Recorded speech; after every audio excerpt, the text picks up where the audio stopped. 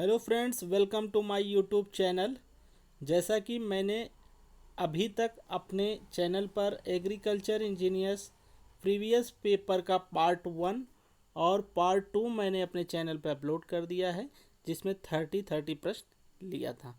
आज मैं 30 प्रश्न लूँगा जो 60 से 90 होगा और ये पार्ट 3 होगा। इसके वीडियो में मैं डिस्क्रिप्शन में पार्ट 1 पार्ट 2 का लिंक डाल दूंगा, तो आप लोग तीनों वीडियो एक साथ वॉच कर सकते हैं।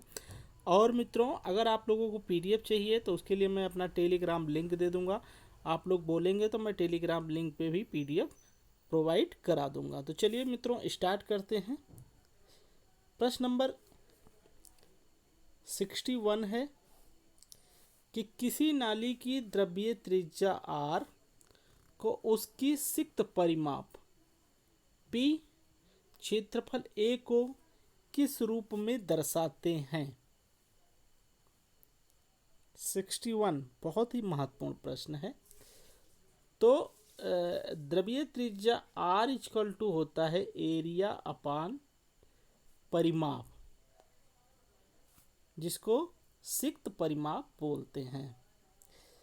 नेक्स्ट प्रश्न है आपका 62, द्रव्यीय उछाल का सूत्र किस पर आधारित है। तो द्रव्यीय उछाल का सूत्र प्राउड संख्या पर आधारित है। ऑप्शन ए बिल्कुल राइट होगा। इसके बाद 63, एक औसत आकार के परिवार जिसमें 5 सदस्य, 2 वयस्क एवं 3 बच्चे के लिए सेफ्टी टैंक की क्षमता होनी चाहिए, कितने क्यूबिक मीटर। तो इसका राइट आंसर होगा बी, 2.8 क्यूबिक मीटर होना चाहिए। 64 है कि निम्न में से कौन सा एक वुड सीजनिंग की विधि नहीं है। तो वुड सीजनिंग की विधि कौन सी नहीं है मित्रों। तो इसका राइट आंसर होगा न्यूमेटिक सीजनिंग।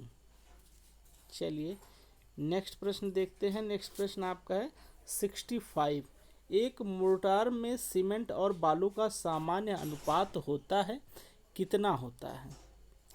तो 1:3 होता है। ऑप्शन ए बिल्कुल राइट होगा। समरूप बहाव की अवस्था में सेक्शन गुणांक को दर्शाते हैं। समरूप बहाव की अवस्था में सेक्शन गुणांक को दर्शाते हैं, किससे दर्शाते हैं। तो इसका राइट आंसर होगा आपका डी, ये होगा Z equal to A R पर 2/3, जिसमें ए क्या होगा, अनुप्रस्थ क्षेत्रफल होगा और आर आपका द्रव्यीय त्रिज्या होगा। नेक्स्ट है आपका भवन निर्माण हेतु सुर्खी का प्रयोग निम्न में से किसके स्थान पर किया जाता है। तो किसके स्थान पर किया जाता है, बालू के स्थान पे। ऑप्शन ए बिल्कुल राइट होगा। कंक्रीट की संपीड़न सामर्थ्य जो है, कंप्रेशन रेशियो कितना होता है, कितना होना चाहिए। तो इसका राइट आंसर होगा आपका सी, 300 से 700 किलोग्राम पर सेंटीमीटर स्क्वायर। इसके बाद है 69 की शुद्ध चूना में होता है। शुद्ध चूना में क्या होता है। तो इसका राइट आंसर होगा आपका शुद्ध चूना, ऑप्शन ए राइट होगा कि 95% से अधिक कैल्शियम ऑक्साइड होता है। 70 है कि घरेलू सीवेज का बायोकेमिकल ऑक्सीजन डिमांड प्रास है, कितना है। इसका राइट आंसर होगा 250 से 400 मिलीग्राम पर लीटर। 71 है कि फ्लश दरवाजे निम्न में से किस कारण से अधिक प्रचलित हो रहे हैं, किस कारण से हो रहे हैं। तो अधिक अस्थायित्व के कारण। नेक्स्ट है 72, ईंट चिनाई हेतु निम्न में से किस मोर्टार का प्रयोग किया जा सकता है। चूना मोर्टार, मिट्टी मोर्टार या सीमेंट मोर्टार, सीमेंट चूना मोर्टार। तो 72 का राइट आंसर जो होगा वो ऑप्शन डी है, उपरोक्त में सभी, मतलब ये सबका प्रयोग कर सकते हैं। नेक्स्ट प्रश्न है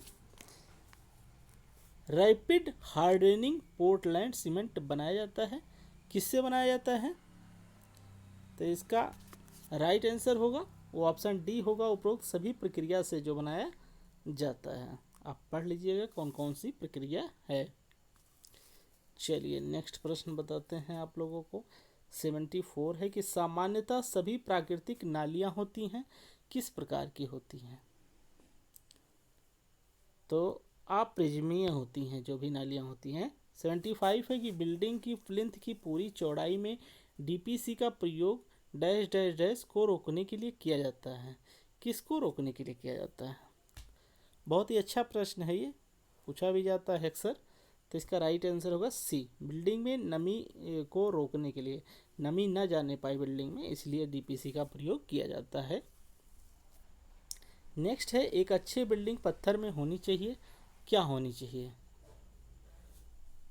76 तो यह तीनों होना चाहिए, मजबूती भी होना चाहिए, अच्छा रंग और दिखावट भी अच्छा होना चाहिए, अग्नि प्रतिरोधी भी होना चाहिए। तो इसका राइट आंसर होगा डी। नेक्स्ट है 77 एक द्रव प्रवाह को आदर्श या उत्तम कहा जा सकता है यदि क्या ना हो उसमें? 77 बहुत ही महत्वपूर्ण प्रश्न है। तो प्रवाहित द्रव में घर्षण का ना होना, जो द्रव प्रवाह हो रहा है उसमें घर्षण ना होना। नेक्स्ट है 78 कि निम्न में से क्या द्रवीय ठोस है, कौन सा द्रवीय ठोस है? तो इसका राइट आंसर होगा आपका आटा। 79 है कि बहाव की क्रांतिक अवस्था में सेक्शन फैक्टर सी को दर्शाया जा सकता है, किससे दर्शाया जा सकता है? तो 79 का राइट आंसर होगा आपका B, Z C equal to Q upon root G. Q हो गया आपका डिस्चार्ज, जी हो गया ग्रेविटी फोर्स। नेक्स्ट है 80 की खराद लेथ मशीन को काटने वाले द्रव कटिंग फ्लोट का मुख्य कार्य क्या होता है?